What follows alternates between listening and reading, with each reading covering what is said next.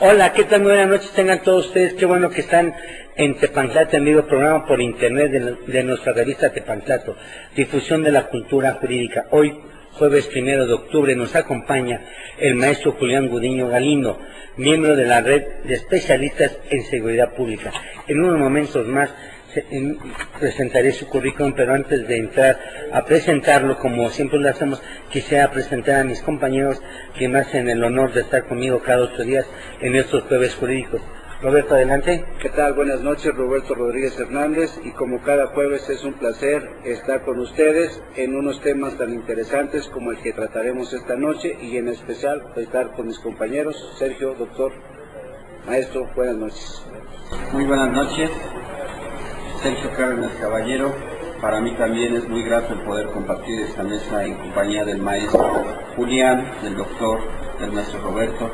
Es muy importante este tema con el que nos va a ilustrar el maestro Julián, y la verdad, la más cordial bienvenida y muy buenas noches a todos los serenales.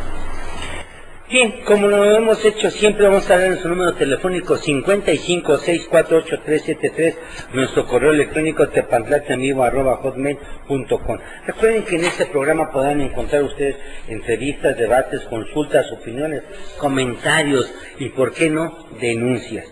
Y quisiera entrar de lleno para que el tiempo no nos coma, porque siempre es el enemigo que al final nos termina comiendo. Julián Jesús Gudiño Galindo es licenciado en Derecho con maestría en Política Criminal, grado otorgado con mención honorífica y premiado con la medalla Alfonso Caso al mérito universitario. Realizó una estancia de investigación en la Universidad de Santiago de Compostela, España, obteniendo becas por oposición en dicha universidad de la Universidad Nacional Autónoma de México y el CONACYT. Es miembro de la red de especialistas en seguridad pública. En el 2006 obtuvo por parte de la Comisión Nacional de Derechos Humanos el primer lugar a nivel nacional en ensayos sobre seguridad pública y derechos humanos. Ha sido reconocido en 5 diferentes ocasiones por el gobierno federal por la implementación de mejores prácticas durante su gestión en la Secretaría de la Función Pública. Es fundador y director general del Grupo Interdisciplinario de Consultoría Sociedad Civil, empresa dedicada a la consultoría en seguridad pública, justicia penal, contención de la corrupción, diseño de políticas públicas y representación legal. Desempeñó el cargo de director de estudio y reforma judicial en INCIDE AC. A nivel federal se ha desempeñado en la Secretaría de la Función Pública como titular del órgano interno de control en CEPOMEX y en la CONALTEC, como titular de quejas y responsabilidades en la Secretaría de Gobernación y director de análisis e investigación, aplicación del ciclo de inteligencia en casos relevantes de corrupción, en la propia Secretaría de la Función Pública. Formó parte del equipo de transición para el periodo 2000-2006 en la creación de la actual Secretaría de Seguridad Pública Federal en la 57 legislatura del Senado de la República. Participó como asesor de la Comisión de Seguridad Pública, así como fue parte del grupo académico para formar opinión sobre la creación de la Policía Federal Preventiva. A nivel estatal, ha participado como asesor en materia de seguridad pública de la Secretaría General del Gobierno del Estado de México, del Gobierno del Estado de Hidalgo, en la Subprocuraduría Regional de Tlalnepantla, Estado de México. Fue investigador en materia de seguridad pública, justicia penal y derechos humanos en la Fundación Rafael Preciado Hernández, además de haber sido consultor estratégico del Departamento de Derecho en el Instituto Tecnológico de Estudios Superiores de Monterrey, Campus, Estado de México. Se desempeñó como apoderado legal externo de Banamex en materia mercantil y penal en el Distrito Federal, Estado de México, Puebla y Querétaro. Catedrático de Derecho Penal, Derecho Administrativo, Responsabilidad de Servidores Públicos, Función y Ética Policial, Planeación Estratégica y Modelos de Control en el ISTEM, Campus, Estado de México, INACIPE, Universidad Autónoma del Estado de Morelos, Universidad Autónoma Benito Juárez de Oaxaca, Colegio Mexiquense, Instituto de Formación Policial del Distrito Federal, Instituto Estatal de Ciencias Penales del Estado de Guanajuato y la Universidad Franco-Mexicana.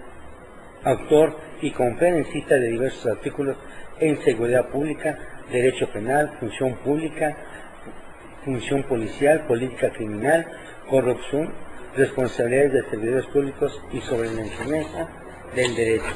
Este es rápidamente el currículum del maestro Julián Gudiño y queremos pasar rápidamente a lo que nos trajo esta noche. Maestro, ¿por qué el tema rendición de cuentas en la seguridad pública? Sea usted bienvenido y qué bueno que nos acompaña este día. Adelante, maestro. Gracias. Primero, agradecerte por favor, muy calurosamente la invitación en esta experiencia en el ciberespacio, que es algo bastante interesante. Buenas noches a todos y buenas noches a todos los que nos están viendo y escuchando. Bien, ¿por qué es importante el tema de la rendición de cuentas en el esquema de seguridad pública? Yo creo que primero tenemos que considerar dos vertientes. La primera, la seguridad pública no podemos solamente concebirla como este esquema de conformación de policías en contra de la delincuencia, sino que abarca todo lo que tiene que ver en una primera génesis de contención al delito. Esto es lo que es la función policial, lo que es la función del Ministerio Público, lo que es la Administración de Justicia, los jueces y lo que es el sistema penitenciario. En una segunda fase podríamos llegar a hablar de lo que tendría que ser ya este esquema de seguridad ciudadana, que tiene que ver ya con un vínculo con desarrollo de políticas criminales y políticas sociales, pero nos quedaremos en la primera fase. Bien. La segunda fase de este esquema es todo esto que hacen estas instituciones, ¿sí?, tienen necesariamente que ser de alguna manera valoradas por la propia sociedad, que es un esquema de rendición de cuentas. Esto es, ¿qué hacen? ¿Cómo lo hacen? ¿Para qué lo hacen? ¿Y qué resultados producen? Eso es muy importante, porque entonces podemos nosotros como sociedad empezar a legitimar o no las acciones y los resultados de las propias instituciones. Vamos a recordar algo muy rápido. Toda institución de gobierno surge con objetivos muy concretos y supuestamente vinculados a una política estatal y para resolver algún tipo de problema concreto, alguna necesidad, ¿sí? Esto te genera una expectativa ciudadana, ¿sí? Esto es, hay una Secretaría de Economía que genera una expectativa de los ciudadanos en que de alguna manera va a promover esquemas económicos. Igual es el caso para una Secretaría de Educación y así en general. Si nos vamos a estas instituciones que tienen que ver con el tema global de seguridad pública, la expectativa que se ha despertado es que de alguna forma te brinden seguridad a través de contener la comisión de delitos y en su caso de sancionarlos, investigarlos, llevarlos a un proceso penal y sean sancionados. Bien. Esa expectativa la tenemos que meter en un modelo de rendición de cuentas para ver si efectivamente o no se está cumpliendo con ese gran objetivo y esa expectativa se está logrando. O bien, tal vez el modelo esté equivocado o el objetivo para el que se supone que fueron creadas las instituciones no era el adecuado, ¿sí? Eso, yo creo que ahí es donde radica la importancia del esquema de rendición de cuentas. Y Robert, Sergio, ¿quién entra?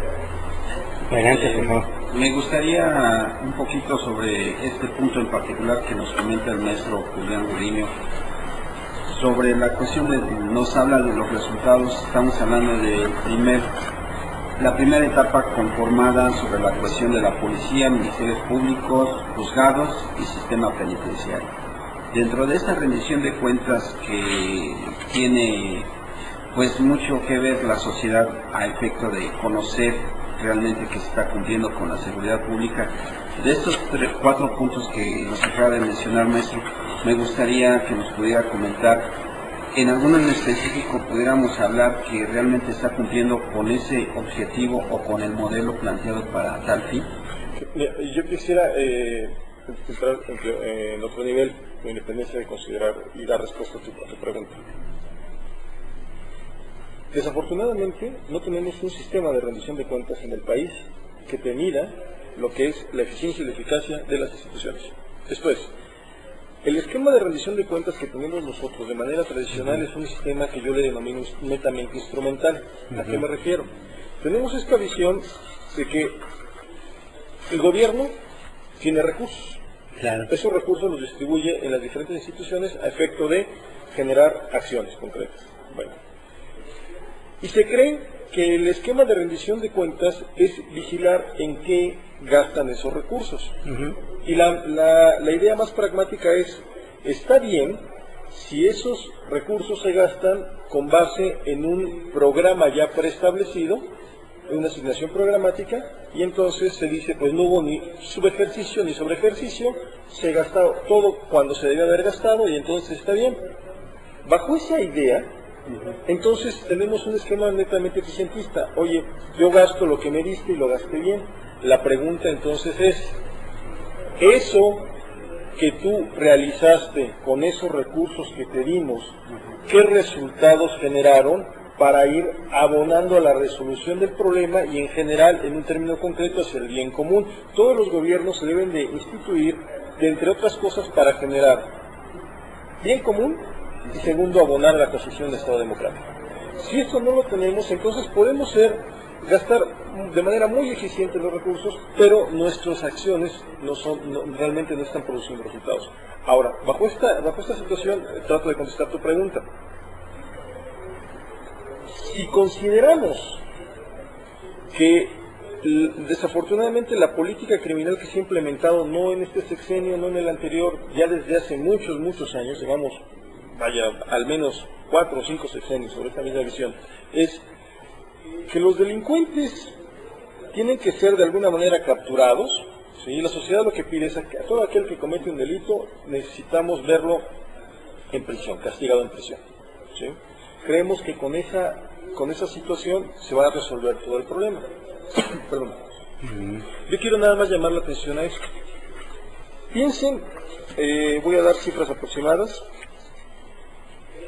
que de cada 10 delitos que se cometen, un promedio solamente 2 se están denunciando, ¿sí? O sea, traemos un esquema de confianza ciudadana de solo un 20%.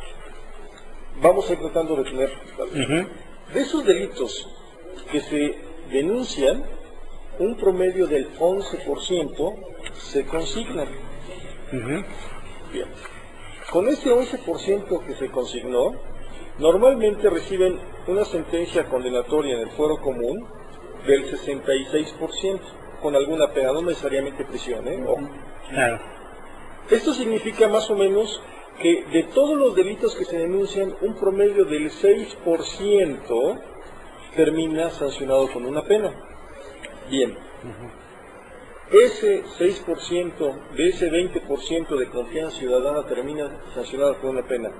El sistema penitenciario a nivel nacional tiene una sobrepoblación del 25% más o menos. Entonces, esto nos lleva a reflexionar en algo bien importante. Si nosotros seguimos tratando de creer que la solución está en meter a prisión a los delincuentes, entonces voy a terminar construyendo más prisiones. Si yo genero mayor eficiencia, no llamemos eficacia, eficiencia en el sistema de la Procuración de Justicia, en las investigaciones, y aumento ese 11% de consignados, lo aumento al 20 o al 30, y aún manteniendo ese porcentaje que traemos de gente que termina sancionada con una pena, ¿hasta qué nivel vamos a llevar la sobrepoblación en las prisiones? Entonces yo creo que tenemos que ir reflexionando no en este esquema reactivo que tenemos actualmente, sino tenemos que buscar irnos a la base de solucionar cuáles son las causas que generan esos delitos. Y ahí es donde nosotros tenemos que empezar como sociedad a definir los recursos que tienen las instituciones. ¿Me están solucionando realmente el problema? Sí o no. Si no me lo están solucionando, entonces tengo un problema serio. No tiene caso que yo le siga invirtiendo algo que hasta el momento parece que no me está dando resultados. Les pongo otro dato. Desde que se creó el Sistema Nacional de Seguridad Pública en el 1997, hasta 2008, el año pasado, los recursos destinados al sistema se han incrementado en 1.200 y tantos % aproximadamente. ¿Sí no hay? ¿Sí?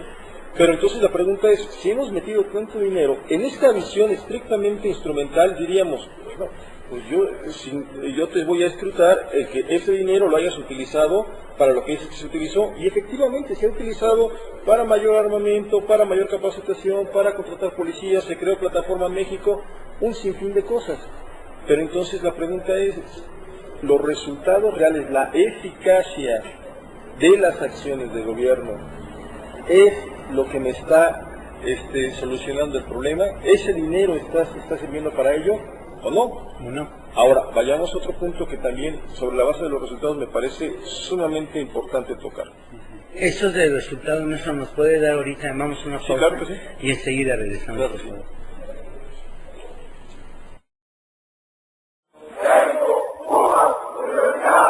Regresamos. El Instituto de Ciencias Jurídicas de Estudios Superiores te invita a la licenciatura en Contaduría, licenciatura en Derecho, con horarios flexibles, profesores especializados, preparación de calidad, opción de titulación, educación integral en plan semestral y actualización constante de contenido. Servimos a través de la competitividad académica y nos apoyamos en nuestra capacidad de innovación, logrando en nuestros alumnos un verdadero espíritu humanista y de función social, desarrollando la inteligencia y la capacidad clara. Un abogado colegiado es un abogado calificado. Pregunta por nuestras becas, hasta de un 50% de descuento. Estudios con reconocimiento oficial de la SEP. Visítanos en Avenida Baja California, número 157, Colonia Roma Sur, Delegación Cuauhtémoc, código postal 06760, en la Ciudad de México de o contáctanos en www.insiges.com.mx o a los teléfonos 55 64 86 73, 55 64 86 61 o escríbenos a nuestro mail insiges@yahoo.com.mx. Para los retos de hoy, una educación integral. Te esperamos. 23 años de experiencia nos respaldan.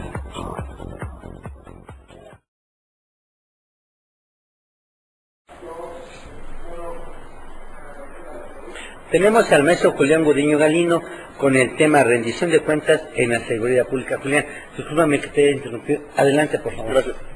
Regresando un poco también para ir midiendo más o menos los resultados. Pensemos en un esquema de rendición de cuentas en donde podamos ir asignando además un modelo de responsabilidades hacia los servidores públicos. Bien. Piensen solamente en esto. Se acaba de generar una reforma que tiene una reforma al sistema de justicia penal en el país que tiene bases en un modelo garantista.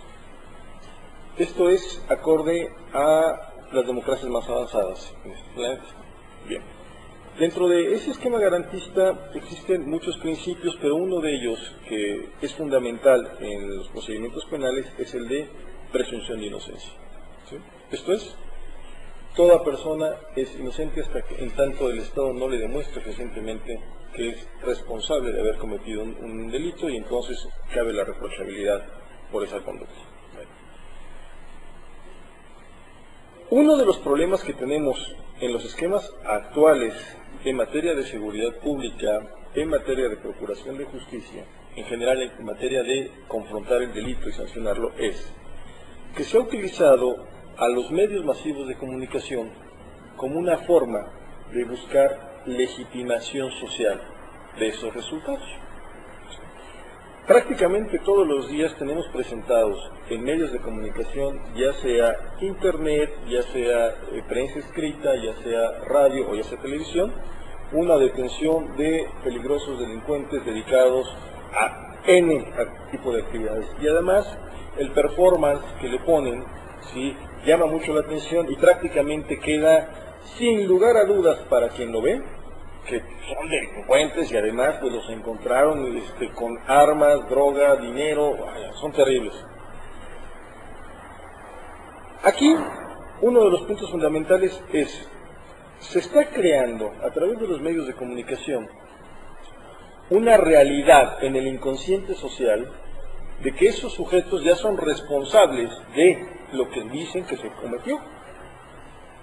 Todavía no se ha llegado a determinar a través de un proceso penal que son penalmente responsables. De entrada, el principio de presunción de inocencia está totalmente violado. ¿Sí? Y acabamos de generar una reforma que era importante. Bueno, vamos en dónde a enlazar esto con un modelo de rendición de cuentas. Como desafortunadamente la apuesta es a que el tiempo todo lo cura o todo lo lava y todo lo olvida, Entonces tenemos que esos delincuentes que presentaron y que detuvieron y que dijeron que eran verdaderos criminales, entrarán ya a un procedimiento, a una etapa de averiguación previa en donde podrían ser consignados, posteriormente serán sujetos a un proceso, a un procedimiento penal y posteriormente se determinará en su caso su responsabilidad. Pero ya no hay un seguimiento de todas estas etapas y ya son además instituciones distintas. Como ya no hay un seguimiento, no sabemos si estos que presentaron y los que ya se dijo que eran criminales, en realidad se determinó jurídicamente su responsabilidad o no. Sin embargo, ya el estigma que se creó sobre ellos fue ese, para todos ya fue criminal.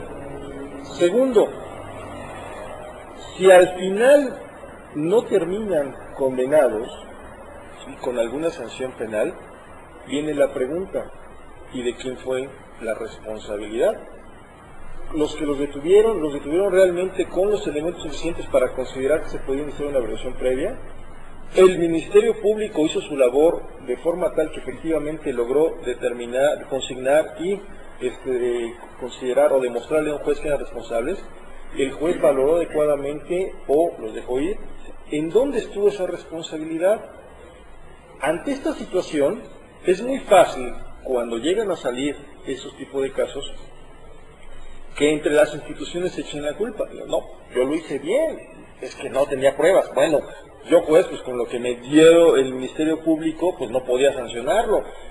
Entonces, como no hay ese seguimiento en un modelo en donde a través de los medios generamos una culpabilidad, llamémosle ficticia, hasta en tanto no se determine jurídicamente, no podemos asignar una responsabilidad real. Y además, quiero llamar la atención a esto. Estamos muy acostumbrados a que normalmente el tipo de responsabilidad la vemos en un esquema muy objetivo sobre la base de quienes operan las cosas. Y entonces tratamos de configurar una responsabilidad o administrativa o penal. Difícilmente será civil. Hay los casos, y mucho menos política, a menos que sean de alto nivel, pero conforme al artículo 110 de la Constitución. Pero en la responsabilidad política nos estamos olvidando de algo muy importante en un modelo de un sistema democrático de derecho. Toda aquella persona que asume un nivel de dirección o de autoridad tiene la responsabilidad de tratar de subsanar las fallas que encuentra en la institución en la que se encuentra. Si no hace absolutamente nada para ello, entonces es responsable políticamente ante la sociedad de esa situación. ¿Sí? Déjenme ponerles un ejemplo. Si alguien llega como director de una institución de seguridad pública municipal y ve que sus policías no tienen capacitación en derechos humanos, en manejo de la fuerza y las armas de fuego, y de repente se suscita un problema, ¿sí?, una situación en donde disuelven una manifestación y algún policía se excedió un poco en el manejo de la fuerza, en el manejo de las armas de fuego, violentó derechos humanos, normalmente la responsabilidad se la vamos a atribuir a ese policía, que además es lo correcto, una responsabilidad administrativa y tal vez penal, pero nos olvidamos del director. El director, con justa razón, dirá, pues yo no estuve en el operativo, yo no lo ordené. Objetivamente tiene razón, pero lo que tenemos que medir es, cuando llegaste hiciste un diagnóstico de las circunstancias en que privaban en la institución, sí o no. Si lo hiciste y se detectó este problema, ¿qué se hizo para tratar de corregir el mismo? Nada. Oye, tienes una responsabilidad política. Entonces, ¿tu rendición de cuentas va encaminada a lo administrativo? No, va encaminada. Porque estamos hablando ahorita de varios temas, pero que en la práctica y en todos los estados ahorita ya está el juicio oral, menos en el Distrito Federal. Y lo que acaba de decir, la presunción de inocencia no sirve, porque no puede ser que en todos los estados acaban de poner a los presidentes municipales de Michoacán, pasó. Entonces, ¿cómo funciona la presunción de inocencia? Donde estabas tú aquí, se entrevistó un magistrado federal que ha hecho libros sobre la presunción de inocencia, le preguntamos aquí, entonces, ¿dónde queda la presunción de inocencia en este tipo? Y yo le decía, señor magistrado, pero usted mismo habló de la presunción de inocencia y habló del arraigo que era inconstitucional. Entonces, ahorita no podemos hablar de la presunción de inocencia cuando el mismo Chihuahua, que estuvieron aquí los jueces, no se está llevando a cabo. El juez mismo decía que ya hay un catálogo de delitos graves. Con eso ya se acabó la presunción de inocencia. No existe ya la presunción de inocencia. Entonces, nosotros como abogados, la rendición de cuentas en la seguridad pública, ¿en cuanto a qué? En cuanto a la labor que hace el servidor público, o la rendición de cuentas en lo que hace el jefe de dirección, porque ahorita le costó en el Distrito Federal a un director del Foro Común, aquí en el Distrito Federal, le cortaron la cabeza y tuvo que dejar la dirección. Y a un Ministerio Público, que había sido Ministerio Público, pero también trabajaba, Unipol se llamaba, también la rendición de cuentas, ¡pum! Entonces, ¿cómo le pediríamos a la sociedad que creyera cuando no cree en eso? Porque acaba de decir bien, Julián, lo ponen ahí y ya no sabe, la gente ya no sabe si creerle, porque lo hace por medio de la televisión, te lo hacen, y dices, bueno, cuando lo ves al tipo ese, sí, yo maté, yo golpeé, o yo hice con toda la cara llena de golpes, ¿y dónde está la presunción de inocencia? No podemos, entonces, ¿en qué va la caminada la rendición de cuentas en la seguridad pública? En cuanto a la administración, o en cuanto al servidor público, porque es muy fácil también decir al servidor público, tú tienes que rendir cuentas, y si no te rindes cuentas, pues te puede sancionar. Pero a nosotros nos gustaría, lo que nos dices nos queda muy claro, pero ¿qué haríamos nosotros? Y no por nosotros, por esta mesa, sino por la gente del cibernauta que nos está viendo, para que entienda en rendición de cuentas, ya aterrizándolo, porque si no, es muy importante eso, porque nosotros sí lo entendemos, y la gente que nos está viendo los jueves lo entiende, pero va a haber más gente que ve este programa y que quiere saber. Rendición de cuentas, ya nos tocaste desde el punto de vista que pasa en la televisión, ¿qué es esto? La gente no cree que es algo real y que lo está sucediendo, nos está dando estadísticas. Aquí hemos tenido gente que nos habla de las cárceles, cuánto la sobrepoblación, 1750 gente fue creada en los reclusorios, hay 12,000 a 14,000 gente. Eso, los problemas son básico, lo sabemos, pero la gente lo hemos tenido. Pero tú, ¿qué le dirías a la gente? Tú como experto, porque tú eres experto en eso, ¿qué le dirías para que la gente creyera en la rendición de cuentas en la seguridad pública? Es bien importante este tema. Es más, la gente lo está esperando, porque yo creo que ya no solamente se trata de ver a la gente adentro, porque al contrario, lo ves adentro y parece que otros 10 salen y meten a 10 y salen 20, eso es cosa de no acabar. Y los juzgados están, aquí han estado en tu lugar, y dicen jueces más, es que tenemos vaporosamente más, acaban de hacer una reforma que apenas va a entrar, se entra ya en vigor, donde platicábamos apenas que los juzgados de paz van a conocer delitos no graves hasta 5 años, y en los reclusorios van a conocer por delitos graves. Entonces, ¿qué va a pasar? Ya el abogado que litigue ya no va a poder estar, sabe que de hecho si consignan a la persona a un reclusorio, ya no tiene derecho a la libertad. Y todos los que se van al juzgado de paz, pues ahora el abogado se va a hacer del juzgado de paz. Entonces ya lo sabemos que la solución es mayores penas. Esa no es la solución. Pero, ¿qué le dirías tú, Julián, a la gente para ver una rendición de cuentas en la seguridad pública? No solamente eso, tocarte varios aspectos, pero ¿qué le dirías a la gente para que la gente entrara y que tuviera conciencia y que creyera en gente como tú, que es capacitada y que da soluciones para la sociedad? Porque nosotros los que estamos inmersos en esto lo sabemos, pero tú como especialista en esto, ¿qué les dirías a la gente que crean en todo lo que estás haciendo, en todo lo que hacen las autoridades? Vamos a una pausa y nos contestan, ¿no, Julián? Por favor.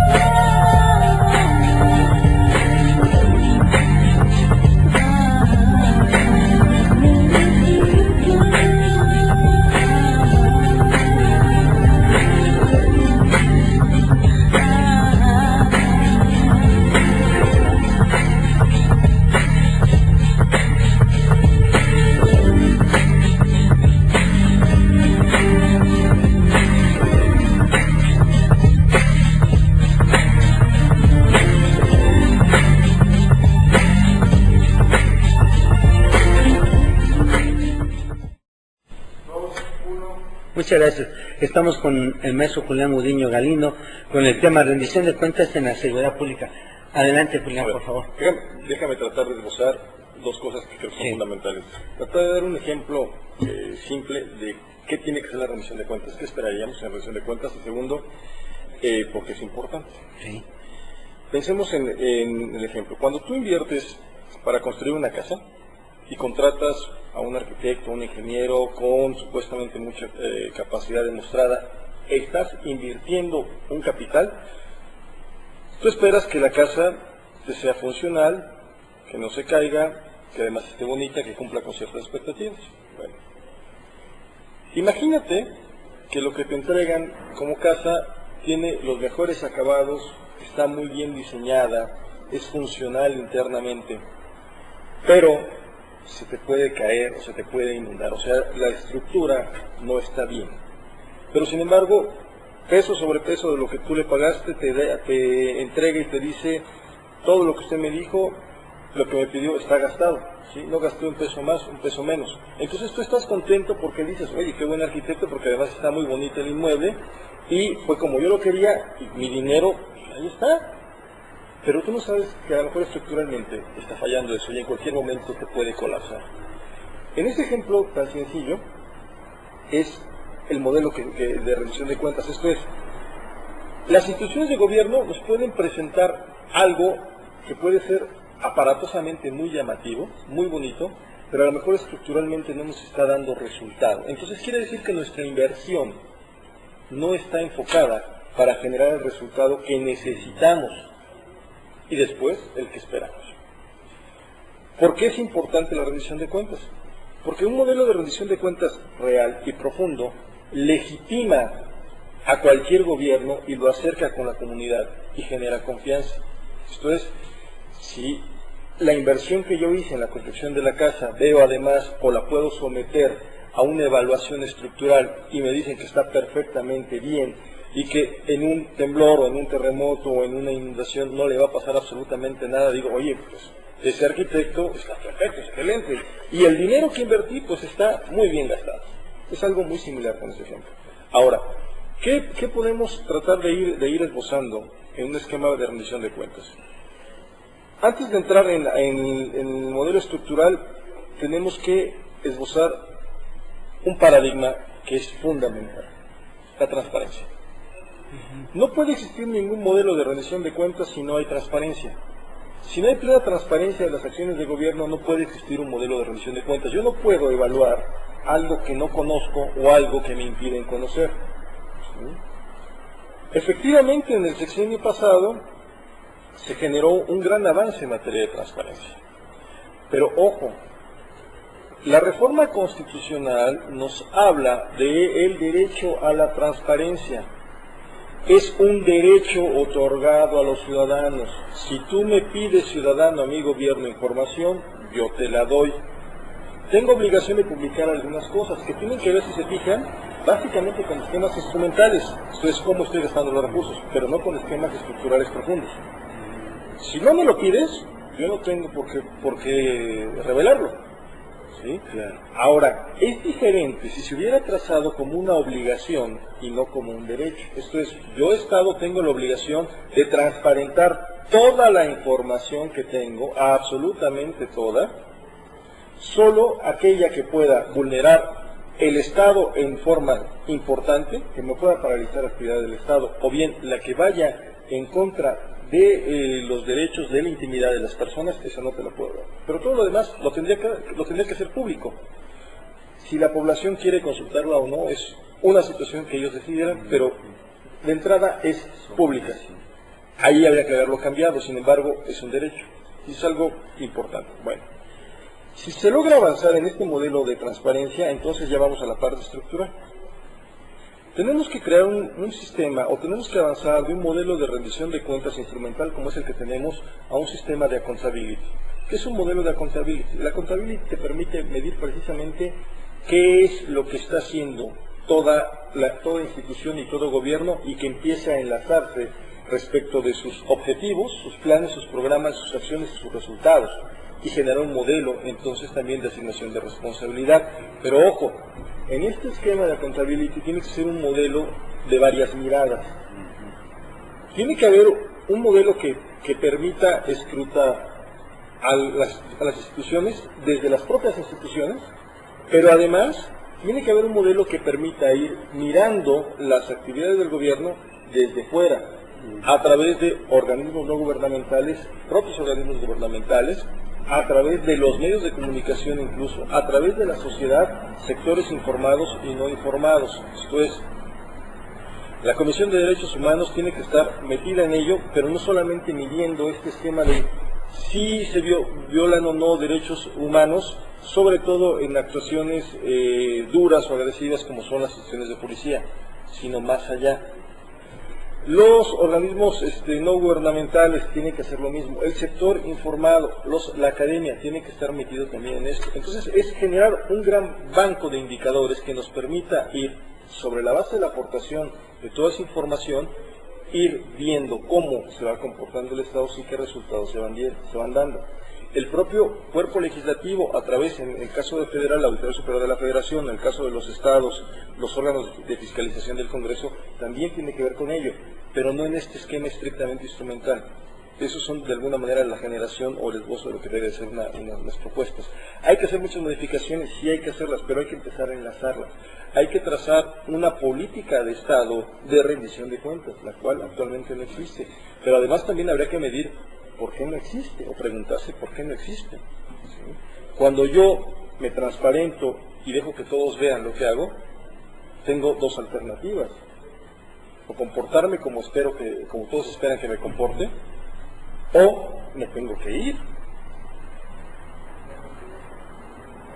En un modelo de opacidad es mucho más difícil poder pedirle a las instituciones que rindan cuentas, y es mucho más difícil asignar responsabilidad.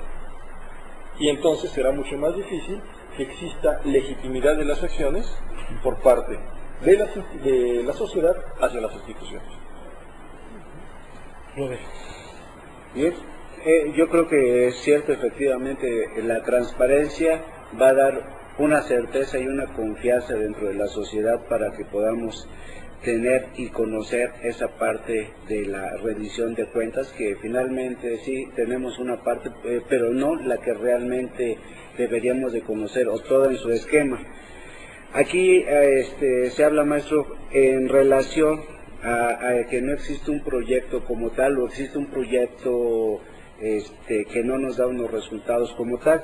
Más sin embargo, ahorita de sus comentarios, eso creo que podríamos dar a luz un pequeño esbozo, proyecto de lo que podría lograrse con eso, hablando en este caso de un objetivo general que estableciera cuál sería esa rendición de cuentas, especificar el proyecto de manera sustancial, qué es lo que se busca, después tener ya indicadores que serían los que ya, si bien es cierto, ya los tenemos, pero tenerlos encaminados.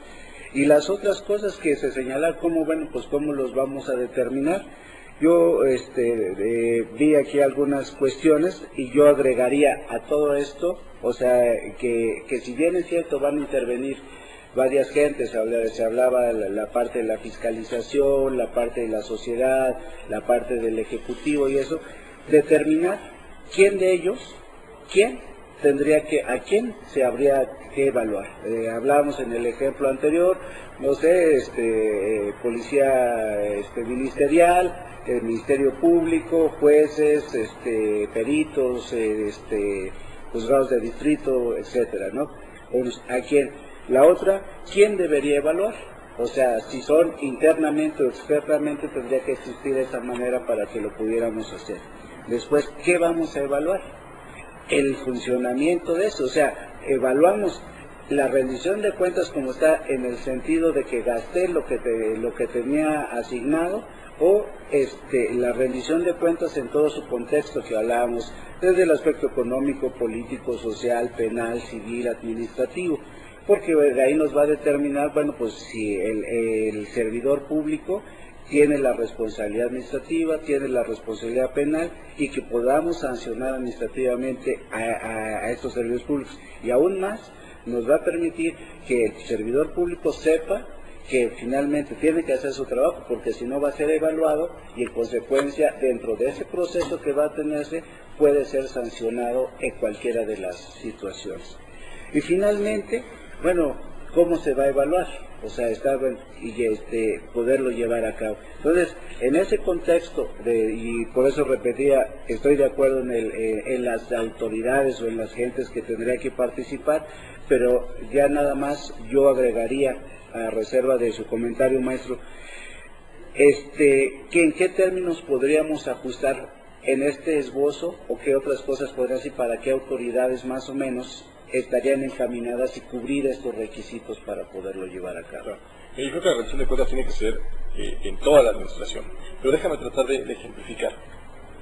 Y vamos a irnos al primer nivel, porque en un esquema democrático en seguridad pública creo que es el más importante, el esquema municipal.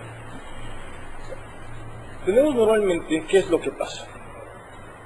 En el esquema municipal, cuando vienen las elecciones, hay un candidato, o los candidatos ofrecen todo.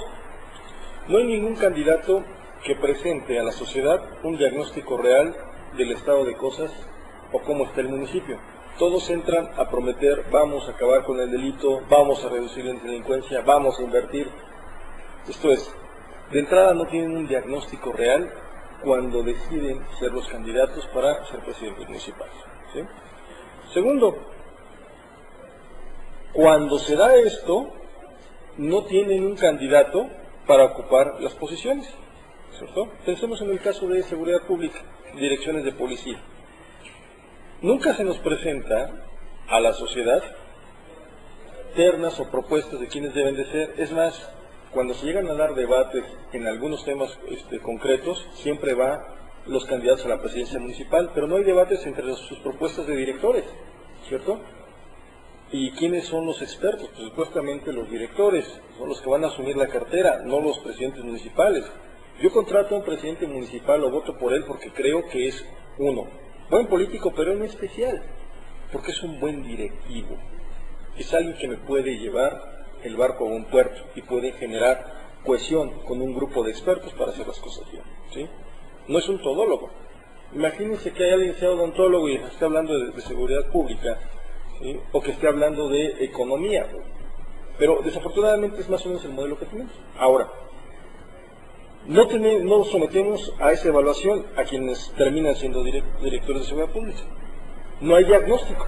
Cuando llegan empiezan a ver qué se tiene que hacer. La operación les gana. Tienen que presentar un plan de desarrollo municipal en donde esté incluido el tema de seguridad pública, así como todos los demás temas. Y si se fijan, prácticamente no está sostenido en un diagnóstico real, no hay un esbozo de programas, de acciones, de responsables y de tiempos que sea de conocimiento público. Lo único que se nos presenta es un plan, y en el plan es meramente enunciativo de algo que todos queremos, pero no encontramos, no podemos enlazar qué es lo que originó ese plan cómo se decanta en programas, esos programas qué acciones tienen, quién es el responsable, cuáles son los resultados esperados y cuáles son los tiempos. Y eso es lo que tendría que ser primero, transparencia, de conocimiento público para todos.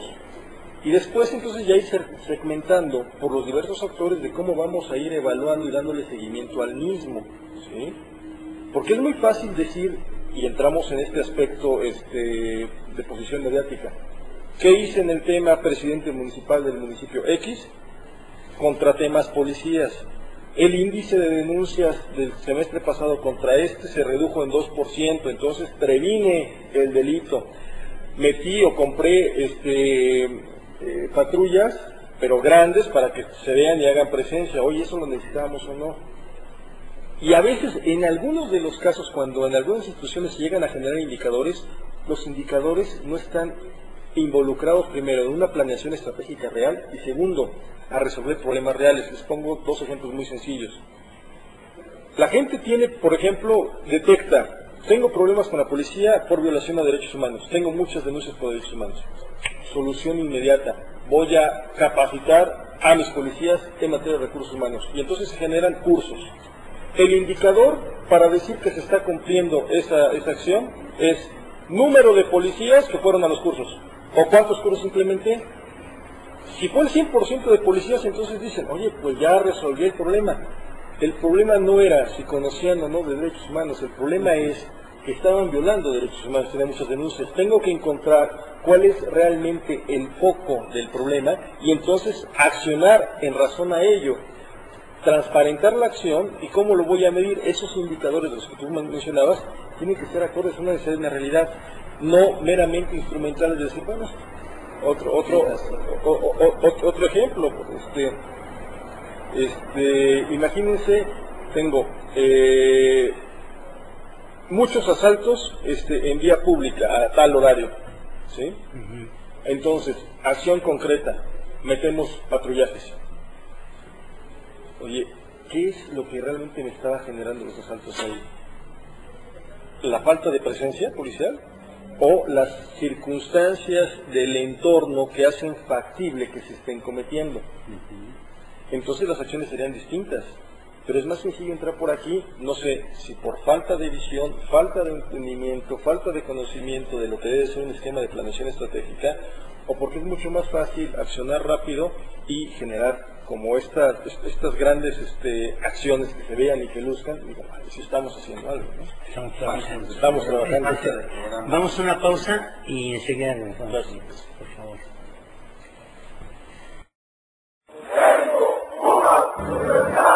Regresamos.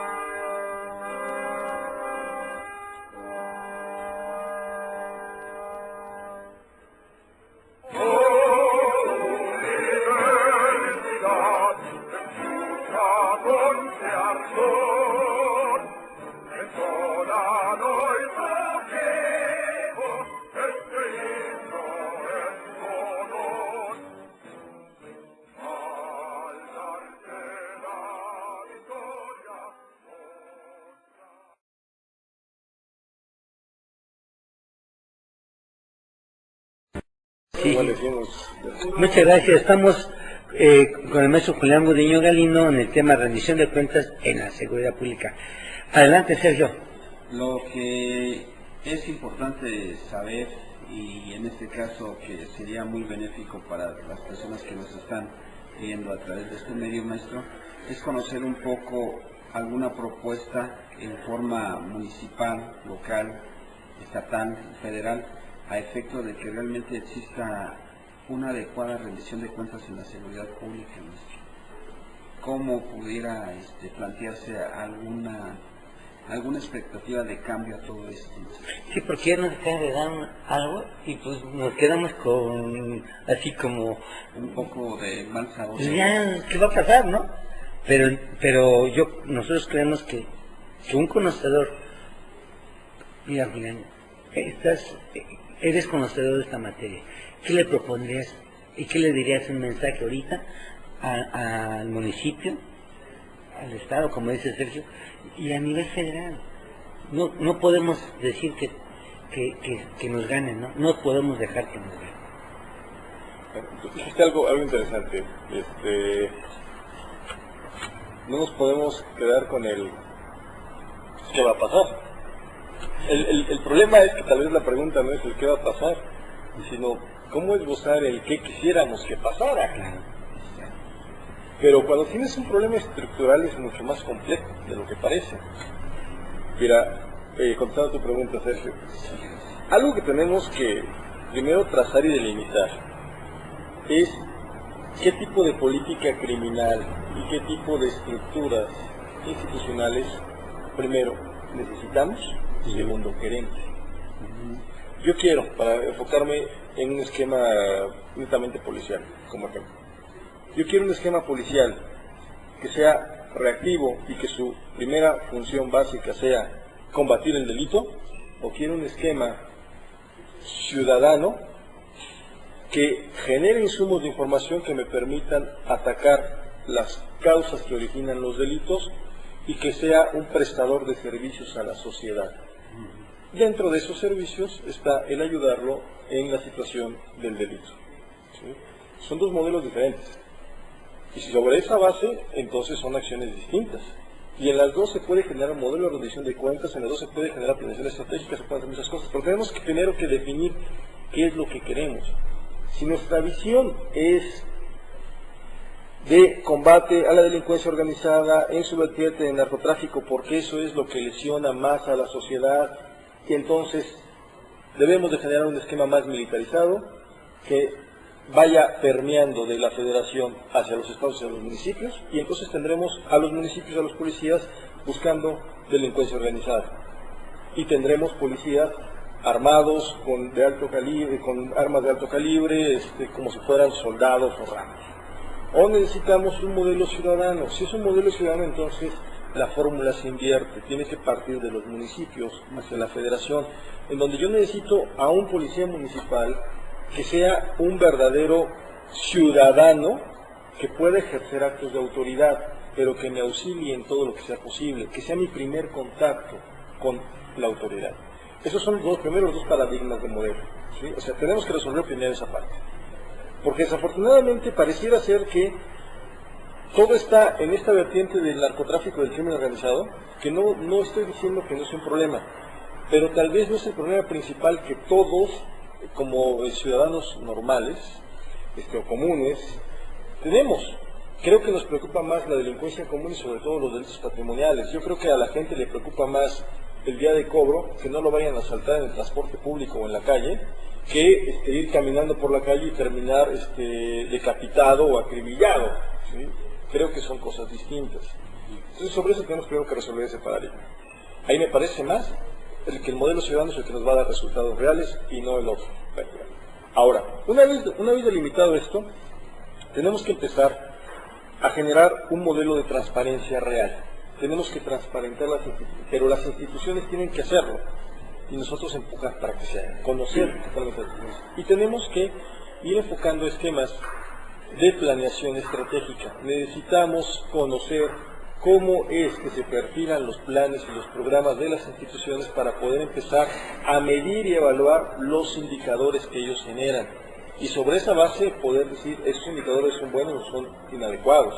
Y empezar a dar seguimiento. Y empezar a involucrar, como lo había dicho, a varios sectores, no que sea el propio gobierno el que se autocalifique, sino es su autocalificación con la calificación que diversas instituciones le van atribuyendo, pero ya sobre una base globalizada de indicadores. Esto es la base de lo que puede ser un observatorio ciudadano, pero dándole un enfoque de accountability.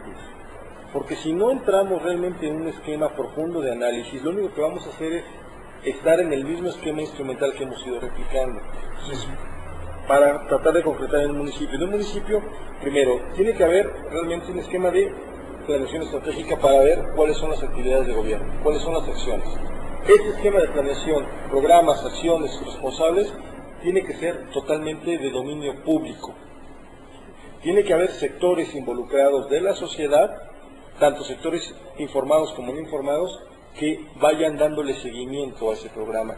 Los informes de gobierno, ojo, ya no podrían ser sobre esta base de construí puentes, compré patrullas, no, a ver, el tablero de indicadores que está avalado por la sociedad presenta estos resultados. Pero además asumir la responsabilidad de que no se pueden dar resultados inmediatos y que siempre hay fallas. Ningún modelo de planeación estratégica, y ojo, esto es importante, es para que las metas se alcancen. Normalmente las metas siempre fallan porque es muy difícil lograr evaluar todo el contexto en el que vamos a instrumentarlas. Lo importante es que existan procesos de reevaluación para ir mejorando y corrigiendo los caminos y sobre esa base nosotros evaluar. Yo creo que por ahí tenemos que irnos enfocando. Bien, pues ya nos está comiendo el tiempo y tenemos escasamente 3 minutos. vamos a pedirle aquí a Roberto. Ya queremos entregar esto. Mira, y yo quisiera dejar a la sociedad que nos dé, a los abogados. Este tema es para muchísimo, no terminaríamos. Pero ya dejaste la inquietud, ¿no? Que es la intención. Además, deja decirle a la gente que lee Tepantlato que un artículo tuyo va a salir referente a esto. Tú ya estás entrando a algo que a la gente le interesa, ¿no? Y al abogado le interesa, a la sociedad le interesa. Y qué mejor que tú que estás en esto, para que la gente nos dejes un sabor de boca muy agradable, pero hay mucho todavía que platicar, mucho que decir, mucho que escribir. Así que, maestro Roberto, por favor. Yo diría mucho que transparentar para poder hacer las cosas bien y dar certeza y confianza para que se lleven a cabo, ¿no? Bueno, es un reconocimiento que se otorga, voy a permitir leerlo. Dice: Revista Tepantlato, difusión de la cultura jurídica, otorga el presente reconocimiento a licenciado Julián Gudiño Galindo por su distinguida participación en el programa Tepantlato en vivo, transmitido el día jueves a las 21 horas a través de Internet, con el tema Rendición de cuentas en la seguridad pública, México, Distrito Federal, a 1 de octubre de 2009. Doctor Enrique González Barrera, director de la revista Tepantlato. Bien. Maestro, muchas gracias.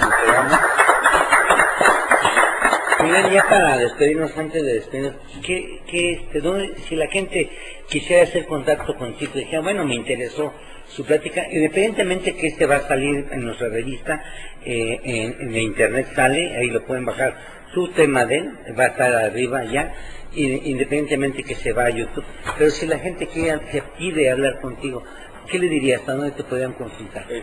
¿Algún número telefónico? Dirección electrónica. ¿Tu correo?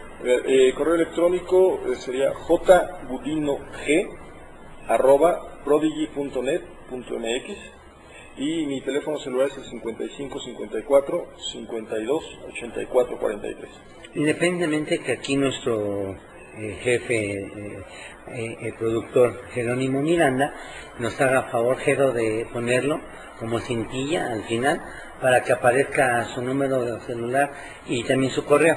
¿Se parece bien? Bueno, pues antes de despedirnos quisiera pedirles favor y recordarles que viene la 5ª jornada de actualización jurídica, proceso acusatorio de estelar juicios orales, que vamos a tener en el auditorio Gustavo Vaz Prada el 7 de noviembre de las 7 de la mañana a las 16:30. Es para juntar fondos para nuestra universidad. El boleto, Robert, Julián, es muy económico, vale 200 pesos para los alumnos y 500 pesos para los exalumnos. Pero si usted quiere donar un peso más, la universidad le da su recibo deducible de impuestos sin ningún problema. Usted puede consultarnos, está la publicidad, está anunciándose ahorita en cada espacio que hacemos, se anuncia, va a estar el procurador del Distrito Federal, Miguel Ángel Macera, el doctor Jiménez Adolfo Castillo, director general de Asistencia Técnica de la Secretaría de Gobernación, Eligio, juez 50 penal, Arturo Vaca, él es investigador del Tribunal de la Escuela Judicial del Estado de México, Mauro, el maestro juez de aquí, juez de paz, Héctor, un gran especialista en materia penal, Ramón Alejandro, magistrado del Tribunal Superior de Justicia del Distrito Federal, Ciro, juez penal de paz, y otra óptica diferente, Juan Velázquez, viéndolo de la óptica del postulante y no del servidor público, porque luego perdemos de vista eso. Siempre hace falta un postulante. Eso es para nada más, única y exclusivamente para recabar fondos para nuestra universidad. Y por último, quisiera invitarlos para el día de mañana, que va a estar el licenciado David Romero Sastre.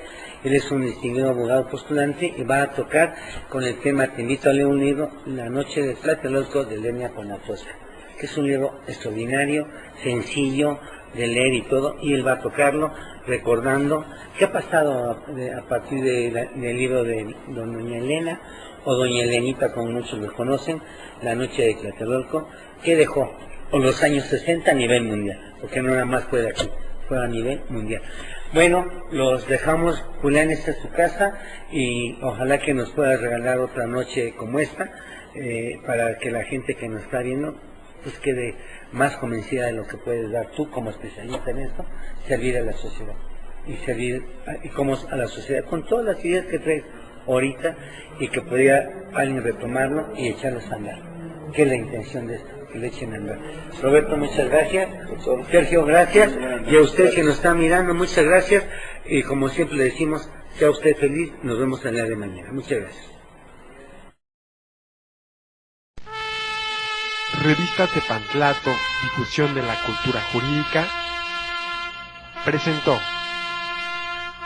Tepantlato en vivo.